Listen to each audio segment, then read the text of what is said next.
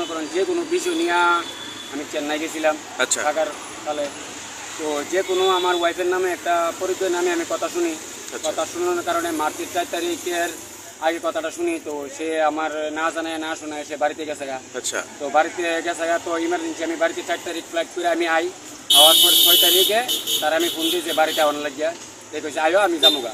তো তার বাড়িতে আমি 6 তারিখে যাওয়ার পর তার আমি যাই বলছি যে সব কিছু নিয়ে চলো বাড়িতে যাবো গা।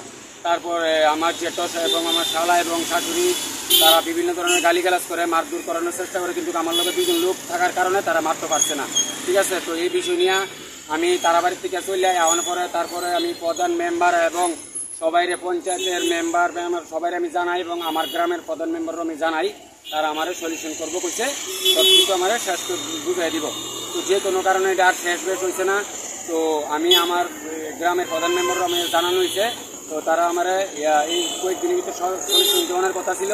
তো যে কারণে আমি গতকালকে শুনি যে আমার ওয়াইফে মিসিং হওয়ার কারণে আমি গতকালকে শোনার পর আমি বাচ্চাটিকে বা মারে দেওয়ানোর লেগে যাই দিয়ে যে আমার মা এবং বাচ্চা নাই। ঠিক আছে, তারপর আমার বাচ্চাটিকে আমি আনানোর চেষ্টা করি, তারা আমার বাচ্চারা দিছে না, তারা আমার মারধর করছে।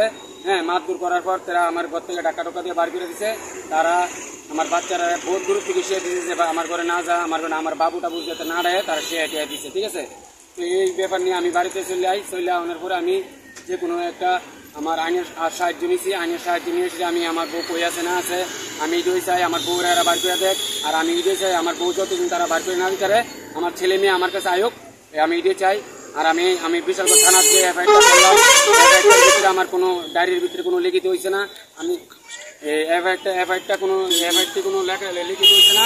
আর আমার মহিলা থানায় আমার বউ মিসিং হয়েছে, আমি মহিলা থানাত আমি এফআইআর করছি। আর বিশালগড় থানাতে আপাতত কোনো আমার কাগজের সই দেওয়া হয়েছে না, কোনো এফআইআর নেওয়া হয়েছে না, বর্তমানে খালি কাগজটি রাখিয়ে দিচ্ছে। আর বউ আওয়ানোর আগে বা যে কোনো কারণে আমার কিছু জিনিস টিনিস আসছিল, টাকা পয়সা আসছিল, সব কিছু নিয়ে আসছে। আমার ঘরে একটা জিনিস বলতে একটা জিনিস নাই, টাকা পয়সা লাখ 1.5 লাখ টাকার মতন আসছিল, তার জিনিস মানে ফ্যামিলির ভিতরে বউর যে জিনিস আছে সব কিছু নিয়ে আসছে, কিন্তু তার পেনশনের জিনিস বা কাপড় চাপড় একটা অংশ নাই তার ঘরে, সব কিছু নিয়ে আসছে। তারা কি প্ল্যান করে নিয়ে আসছে তার মা বা ভাই বা বোন আমি জানি না, তারা আমার বউর আইনা দেখ, আমার ছেলে মেয়েরা আমার কাছে আইনা দেখ, ইডি আমি চাই। আপনার নাম কি? আমার নাম রাজু মিয়া। কোন জায়গা বাড়ি? আমার বাড়ি রানীবাজার। আপনার বউর নাম কি? আমার বউর নাম মাম্পি বেগম। এখন আপনি কি চাইতেছেন? আমি চাইতেছি আমার ওয়াইফ কই গেছে না গেছে তারা আইনা দেখ, আমার ছেলে মেয়ে আপাতত তারার কাছে আছে, আমি তার কাছে থাকতে চাই না, আমার ছেলে মেয়ে আমার কাছে থাকুক। আর যদি আমার বউরে যতদিন নাই তারা আমার কাছে না দিলে আমার বউ ঘুমে থাকবে, আমার বাচ্চারা ঘুমে থাকবো, সরকারের আন্ডারে থাকবো, কিন্তু তার আন্ডারে আমি থাকতে দিতাম না, আমার ছেলে মেয়ের আমি চাই না ক্ষতি হোক। আপনি এখন কোন থানাতে আছেন? আমি এখন বিশালগড় থানাতে আছি, আর এদিকে আমার লগে মহিলা থানা আছে, এখানে আছি আমি।